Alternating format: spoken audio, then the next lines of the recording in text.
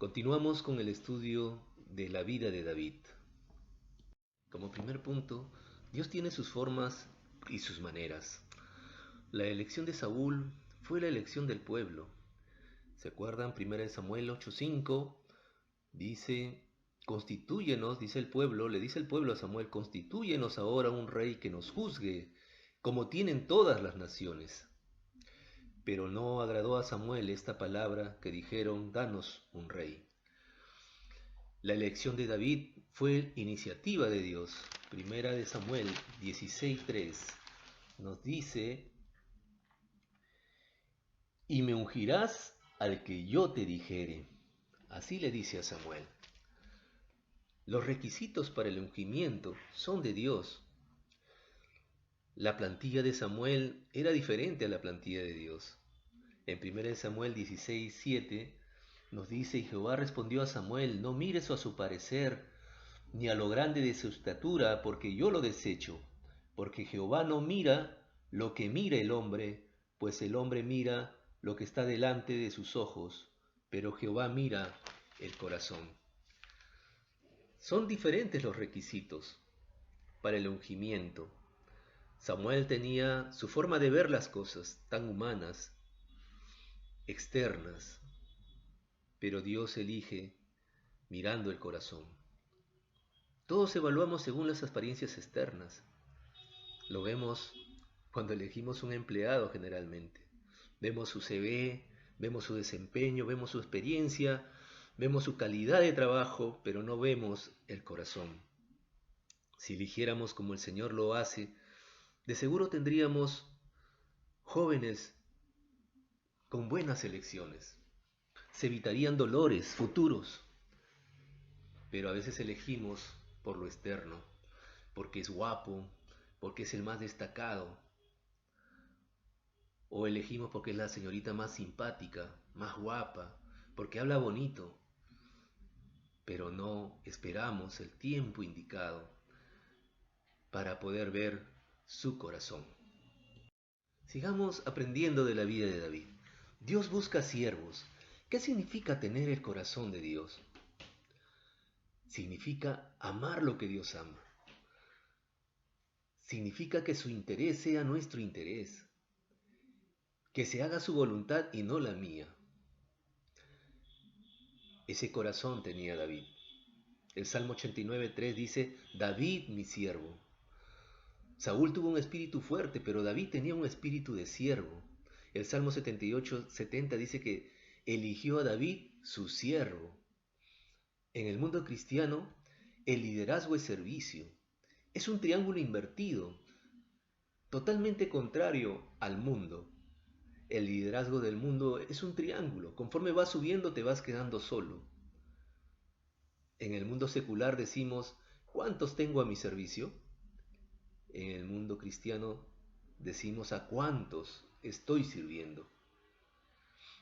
Porque tenemos el principio que Cristo nos deja. El que de ustedes quiera ser el primero, que se haga servidor de todos. ¿Usted está supliendo necesidades? Esa es la cualidad que Dios está buscando en tu corazón. Sigamos aprendiendo de David. Dios no mira como mira el hombre. David era un pastor de ovejas. Dios lo encontró en las colinas junto a sus ovejas. Allí Dios lo preparó como preparó a Moisés en el desierto 40 años antes de regresar a Egipto.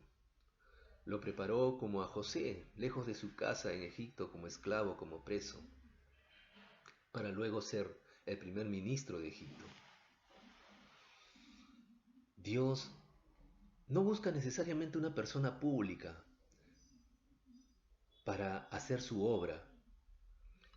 David era una persona que estaba escondida en el mundo. Y Dios generalmente escoge personas escondidas en el mundo. Les pregunto, ¿dónde empezó su victoria David sobre Goliat? Si ustedes leen este pasaje de 1 Samuel 17, del verso 33 al 37, van a descubrir que la victoria de David empieza en las colinas junto a sus ovejas. Dice la palabra de Dios, dijo Saúl a David, no podrás tú ir contra aquel filisteo para pelear con él, porque tú eres muchacho, y él un hombre de guerra desde su juventud. David respondió a Saúl, tu siervo era pastor de las ovejas de su padre, y cuando venía un león o un oso y tomaba algún cordero de la manada, salía yo tras él y lo hería y lo libraba de su boca. Y si se levantaba contra mí, yo le echaba mano de la quijada y lo hería y lo mataba. Fuese león, fuese oso, tu siervo lo mataba. Y este filisteo incircunciso será como uno de ellos, porque ha provocado al ejército del Dios viviente. Añadió David, Jehová, que me ha librado de las garras del león y de las garras del oso, él también me librará de las manos de este filisteo. Y dijo Saúl a David, ve y Jehová esté contigo. Qué hermoso, ¿dónde Dios preparó a David? Hermanos, junto a sus ovejas lo preparó. Y ahí está su testimonio de David, un testimonio de victoria. Queridos hermanos, Dios quiere prepararnos en este tiempo de pandemia. Quiere prepararnos ahí donde estás recluido tal vez en tu casa, recluido en el lugar donde ahora Dios te ha puesto. Dios quiere prepararte para que seas su siervo. También destacamos de David que fue un voluntario para servir. ¿Tienes voluntad para servir? David vemos en este pasaje de Primera de Samuel que él se ofrece para enfrentarse a Goliat. También ese es otro punto importante, querido hermano. Si quieres entrar a la vida pública, en la vida cristiana, pues tienes que tener voluntad. Sé un voluntario para servir al Señor. Como les decía, queridos hermanos, Dios tiene un propósito en todas estas cosas. También en nuestros jóvenes, sé que nuestros jóvenes también en estos momentos la están pasando difícil, encerrados en su estudio o en su cuarto, estudiando de repente en estas clases que se dan por internet. Se preguntarán, ¿qué hago aquí encerrado, prohibido de salir, de ver a mi amigo, a mi novia o a mi hermano? Dios tiene todo un propósito que muchas veces no lo vemos.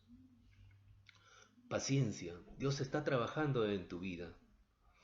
Para hacerte una persona pública, Dios tiene que trabajar en tu vida privada.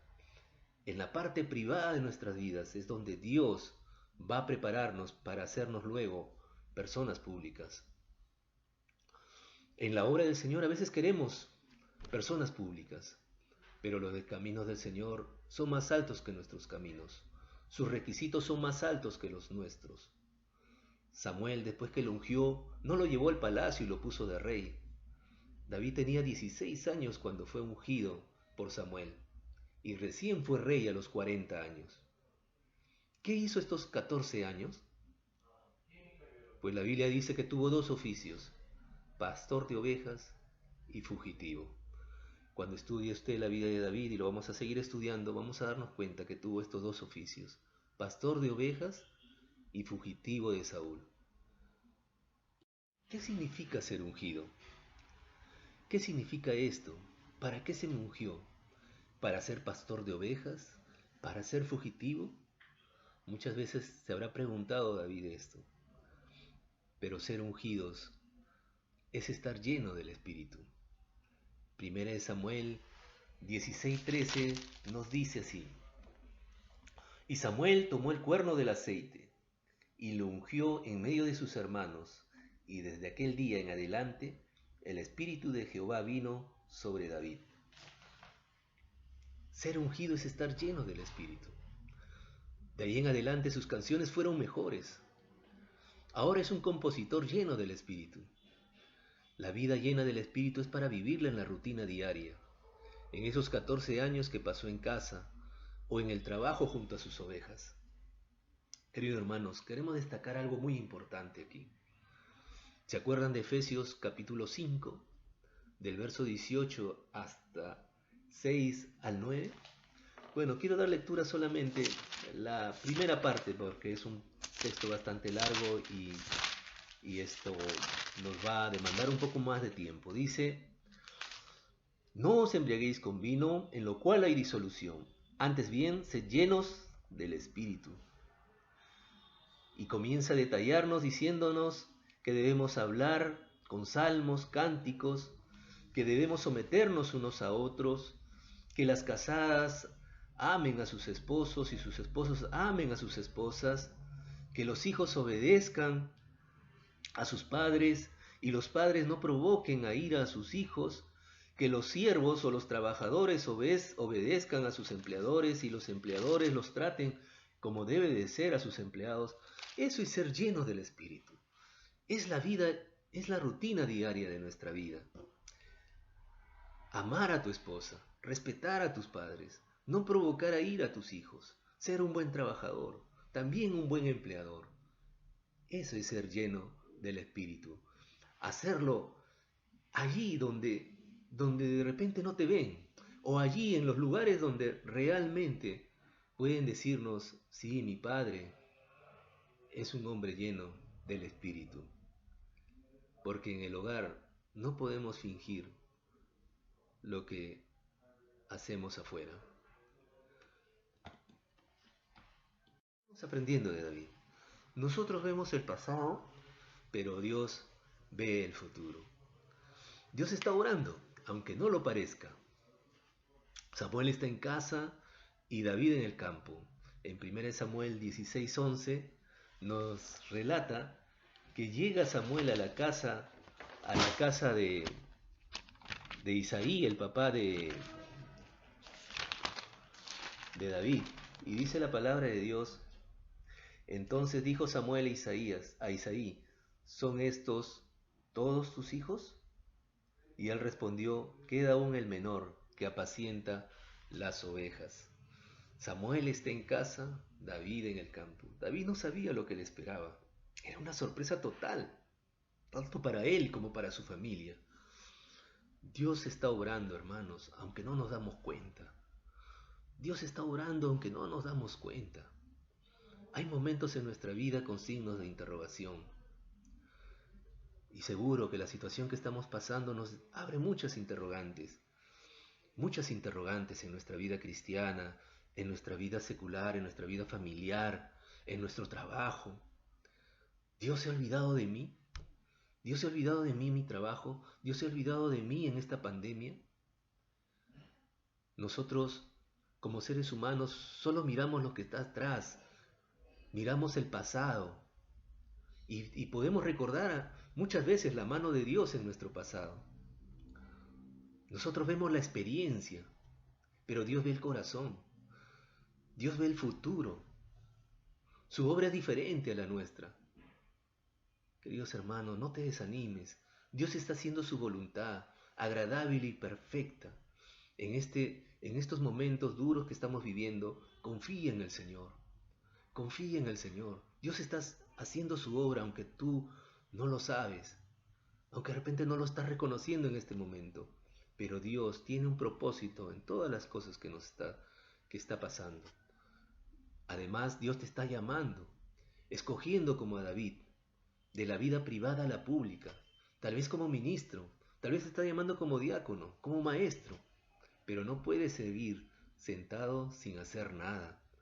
Dios te ha elegido para ser su hijo y su siervo. Sé como David, listo y dispuesto para servir al Señor. Que nuestra oración sea, Señor, danos un corazón como David. Que Dios los bendiga, hermanos.